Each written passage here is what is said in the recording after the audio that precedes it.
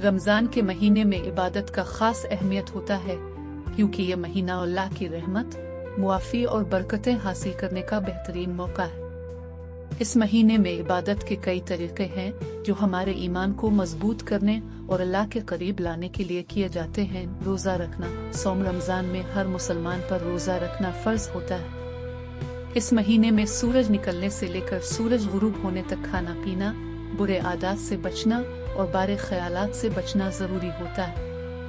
रोज़ा इंसान को अल्लाह के करीब लाने और सब्र सिखाने का ज़रिया है। कुरान की तिलावत। रमज़ान के महीने में कुरान की तिलावत पर खुसूसी तवज्जो दी जाती है।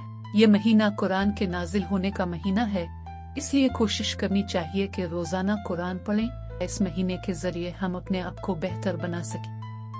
नफल नमाज। रमज़ान में नफल नमाज पढ़ने का भी बहुत बड़ा इनाम है।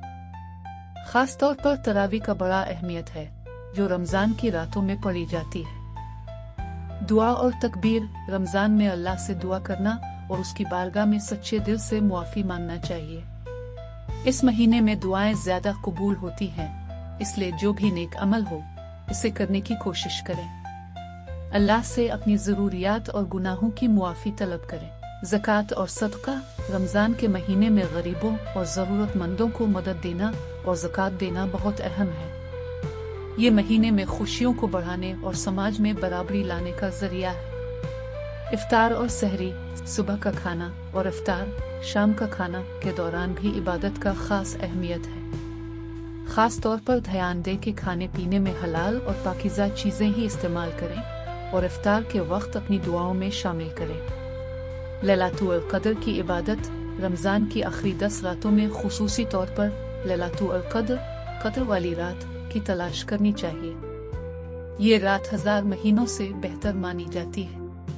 इन रातों में इबादत और दुआ करना बहुत फ़ायदेमंद होता है। रमज़ान के महीने में इबादत करने का मकसद अपनी रूह को पाक करना, अल्लाह के करीब पहुँचना और रमज़ान के महीने में रोज़ा रखने वाले को कुछ चीज़ें करनी चाहिए और कुछ चीज़ें नहीं करनी चाहिए।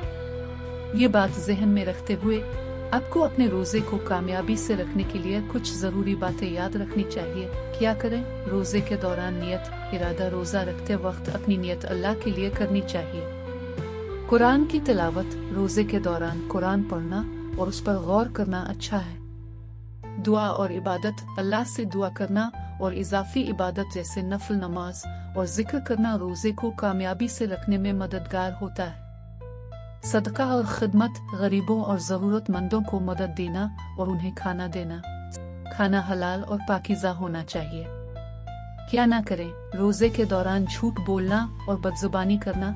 रोज़े के दौरान बुरे अल्फाज का इस्तेमाल और झूठ बोलना रोज़े को ख़त्म कर सकता है। गुस्सा और लड़ाई झगड़ा करना। रोज़ा रखते वक्त गुस्सा करना और लड़ाई करना भी ना। जिनसी ताल्लुकात। दिन के वक्त रोज़ा रखते हुए शादीशुदा होने के बावजूद भी जिस्मानी ताल्लुक नहीं करना चाहिए। बेशर्मी और बुरे कामों में शामिल होना, ऐसे काम से बचना चाहिए।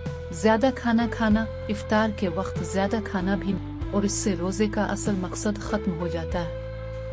रमज़ान एक ऐसा महीना है जिसमें हम अपनी रूहानियत को बेहतर बना सकते हैं, इसलिए अपने अखलाक और अपने अमाल को बेहतर बनाने की कोशिश करें।